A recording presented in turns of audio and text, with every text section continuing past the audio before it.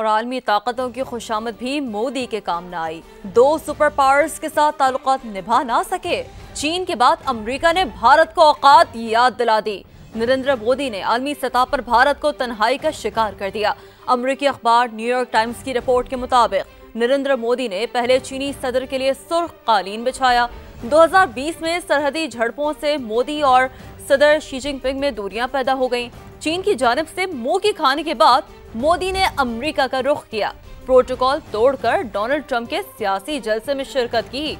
मोदी की ट्रंप के साथ कुर्बत बढ़ाने की अय्यारी भी काम न आई। सदर ट्रंप के हाथों मोदी को अवामी सतह पर शदीद बेइज्जती का सामना करना पड़ा। सदर ट्रंप ने भारतीय मईशत को मुर्दा करार दिया और 50% टैरिफ आयद किया। पाकिस्तान और भारत को बराबरी की बुनियाद पर डील करना शुरू किया। अखबार का कहना है कि इन इक़दामात ने आलमी सतह पर भारतीय असर रसूख को महदूद कर दिया। मोदी अब एक बार फिर अमेरिका को छोड़कर चीन से पींगे बढ़ा रहे हैं।